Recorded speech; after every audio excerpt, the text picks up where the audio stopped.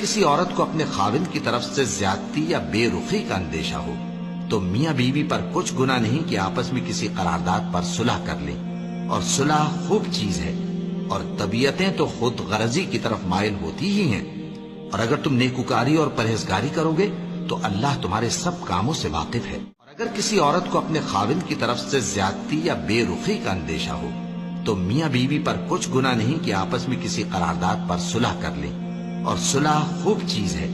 اور طبیعتیں تو خود غرضی کی طرف مائل ہوتی ہی ہیں، اور اگر تم نیکوکاری اور پرہیزگاری کرو گے تو اللہ تمہارے سب کاموں سے واقف ہے۔ اور اگر کسی عورت کو اپنے خاوند کی طرف سے زیادتی یا بے رخی کا اندیشہ ہو تو میاں بیوی پر کچھ گناہ نہیں کہ آپس میں کسی قرارداد پر صلح کر لیں، اور صلح خوب چیز ہے، اور طبیعتیں تو خود غرضی کی طرف مائل ہوتی ہی ہیں، اور اگر تم نیکوکاری اور پرہیزگاری کرو گے تو اللہ تمہارے سب کاموں سے واقف ہے۔ اور اگر کسی عورت کو اپنے خاوند کی طرف سے زیادتی یا بے رخی کا اندیشہ ہو تو میاں بیوی پر کچھ گناہ نہیں کہ آپس میں کسی قرارداد پر صلح کر لیں،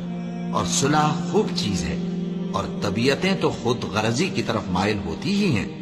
اور اگر تم نیکوکاری اور پرہیزگاری کرو گے تو اللہ تمہارے سب کاموں سے واقف ہے۔ اور اگر کسی عورت کو اپنے خاوند کی طرف سے زیادتی یا بے رخی کا اندیشہ ہو تو میاں بیوی پر کچھ گناہ نہیں کہ آپس میں کسی قرارداد پر صلح کر لیں، اور صلح خوب چیز ہے، اور طبیعتیں تو خود غرضی کی طرف مائل ہوتی ہی ہیں، اور اگر تم نیکوکاری اور پرہیزگاری کرو گے تو اللہ تمہارے سب کاموں سے واقف ہے۔